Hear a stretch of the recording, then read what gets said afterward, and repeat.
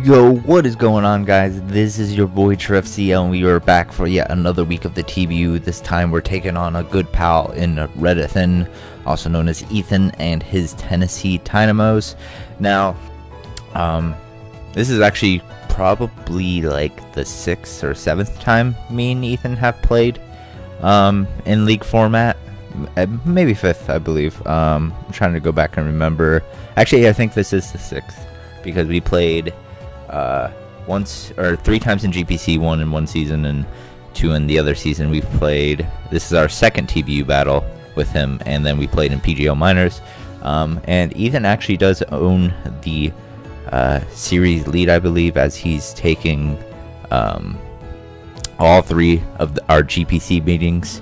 However, I have beaten him outside of the GPC both times we've played outside, so hopefully I can continue that streak and tie up our series. It's kind of weird that I've played Ethan so much, considering like I know of people that I've been, you know, Ethan's a really good friend of mine, but I've known people that, like, I've had people that I've known for like maybe even like twice, 3 times as long, that I haven't had as many battles with. So it's just kind of funny that I've played him so much, and I've only known him for about a year now. So that's pretty wild.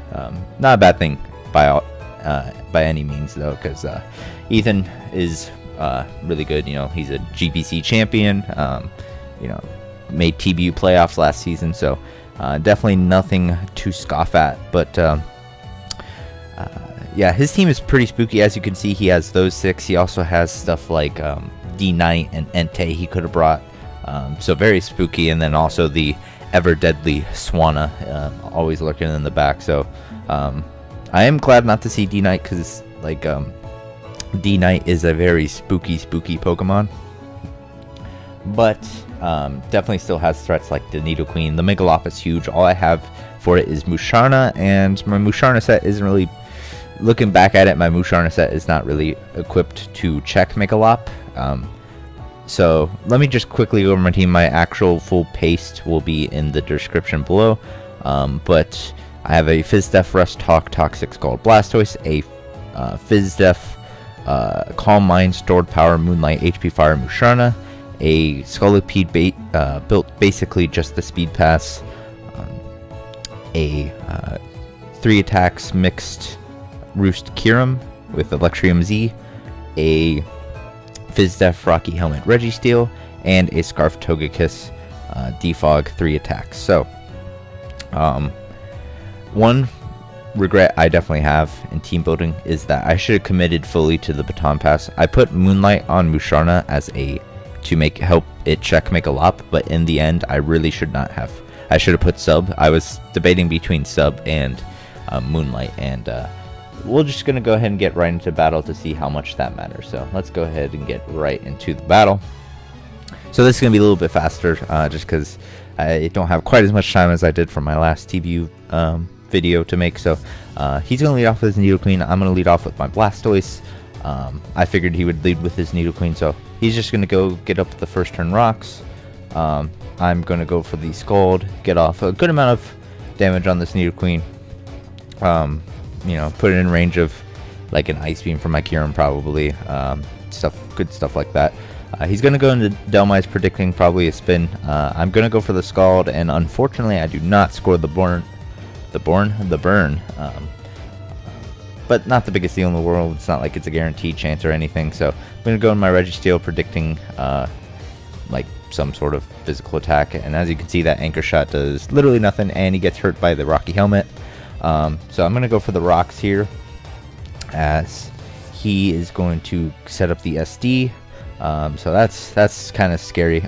I'm going to go for an Ice Punch here, as he's actually going to reveal to be Yache Berry. So he was a lure set for my Kyurem Black, as he sets up another SD. So right now he's sitting at about +4 attack, and I go for an Ice Punch here. I get a crit, and he does miss a Power Whip. Now the Power Whip miss ends up not mattering too much. The crit maybe matters a little bit more, as you can see, you'll see later.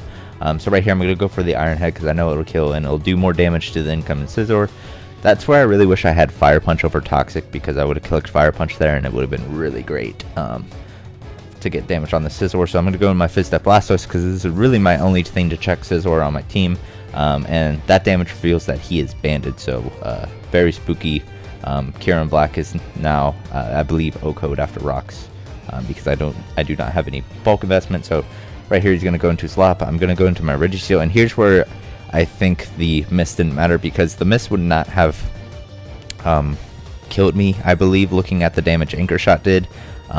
It probably would have done around 100 damage, which means that he would still take 2 Rocky Helmets with his Lop. Now, obviously, he had the risk of high jump kick here, but he still hit it, so I don't think the miss mattered. Now, again, the crit could matter coming up here soon. So I'm going to go into my Scarf Togekiss after I lose my Registeel. I could have gone straight into Togekiss, but I honestly thought he'd predict a Protect or a switch into Togekiss. But right here I'm going to go for the Air Slash, and his Aloe is in, and I see this as the opportunity to Speed Pass into either my Musharna or my Kyurem. I'm going to try to aim for my Musharna, and as you can see, that'll end up turning out pretty poorly. I'll explain why, and it goes back to the thing of not committing to the full Baton Pass. So right here, I go into the Scolipede as he sets up the Wish. I go for Rock Slide, honestly predicting him to pass it into the Dhelmise, and as you might have seen that it skipped a little there. He actually got a crit Waterfall, which, you know, it makes up for the crit on the Dhelmise, and, you know, arguably the Power Whip miss as well. But it's still pretty big, no matter what, because the crit allows me not to get up another sub again. So right here I'm going to predict the Dhelmise again, and this time I do get it right. And here's where the crit might have mattered. I didn't have any attack investment. I'm not sure without that crit if Rock Slide would have killed. I honestly don't know. Like, he probably would have had about 20% more health, so around there. It might have still killed, it might have still not. I'm not sure. I probably should have done the calc before recording this, but oh well. So right here I make a bit of a misplay. A couple misplays. So I Protect when it was pretty obvious he was just going to go for the Wish. And then, again, I didn't commit to the full Baton Pass. So by going into Musharna, I'm actually potentially choosing the worst way to try and sweep him. And by trying to sweep him with Musharna, I'm actually not going to be able to sweep him at all. If I was sub Musharna like I was thinking about, this game is over, because I can take Waterfalls behind my sub and I can set up a Calm Mind, and then if he has Toxic, then I can just set up Calm Minds behind a sub as he goes for Toxic. So if I was sub right here, the game was over. So I kicking myself for not sticking with my gut and going with sub. So I'm going to go for the Stored Power, and as you can see, even though I'm at +1 special attack and at least +4 speed, I believe, that's still going to barely do over half. So right here, I could have gone for a Calm Mind predicting the Protect, but I don't know, I honestly didn't expect him to go for Protect, but I guess it was only going to be another round of Toxic damage anyway, and to get more Toxic damage on my Musharna would have been good too.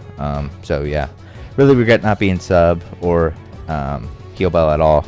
He did bring the Sneasel, so I couldn't have been like sub like mono Stored Power, so that was another thing I was thinking of, either sub over Moonlight or sub over HP Fire. So I made a good call by keeping HP Fire, but again, I really made the wrong decision by going Moonlight over Stored Power.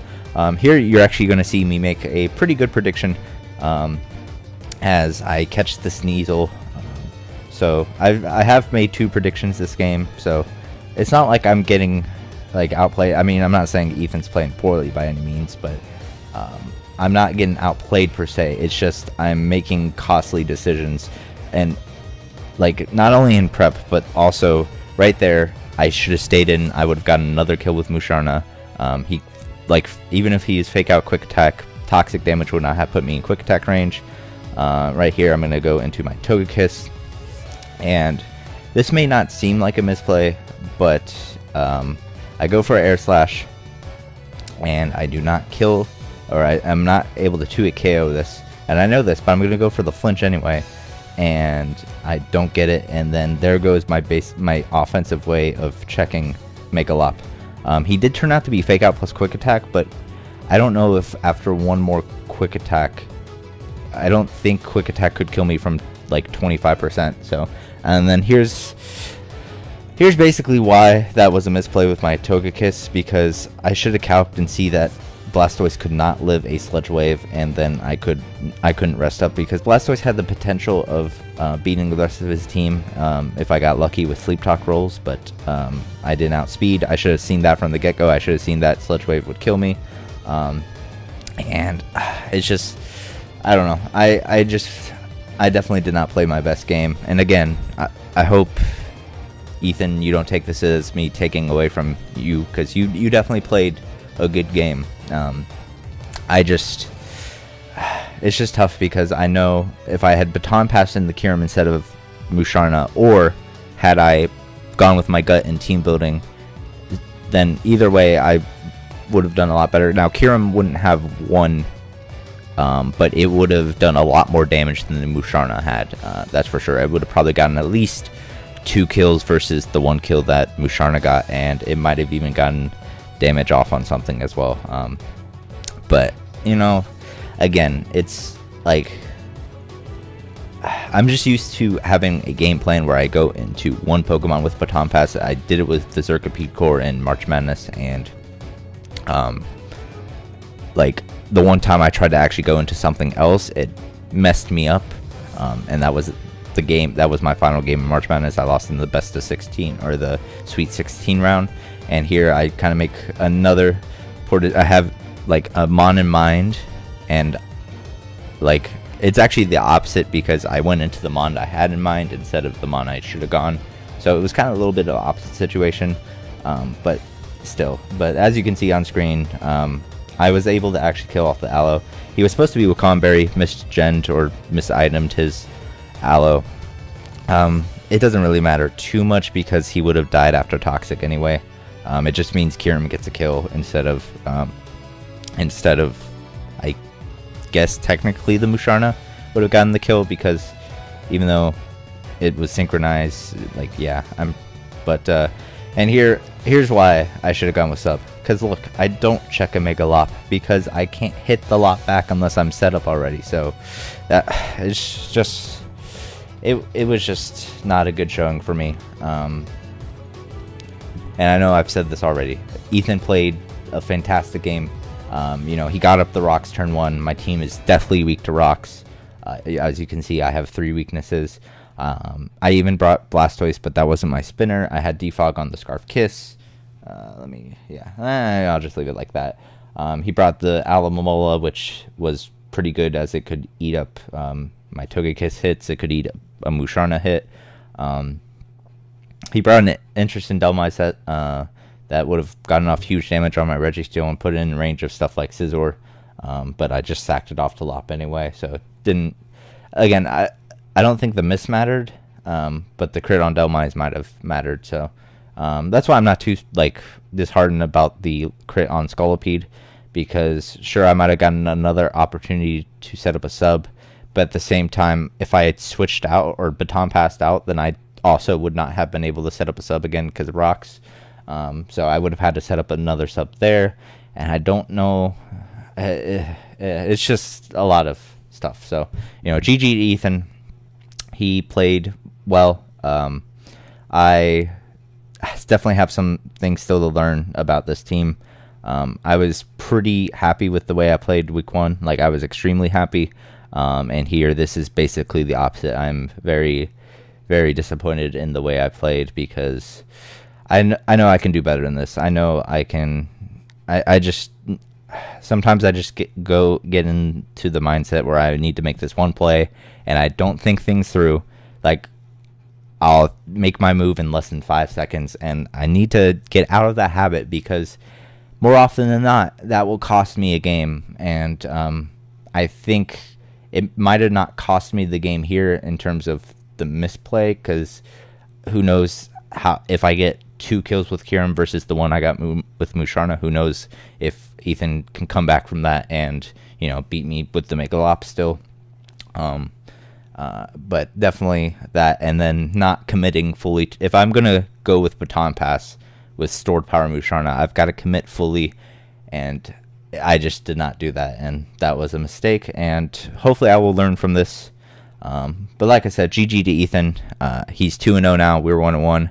I don't believe we're in the same. Yeah, we're not in the same conference. So this isn't like a huge setback, because we're actually still second in our conference, I believe, because right now our conference is kind of duty.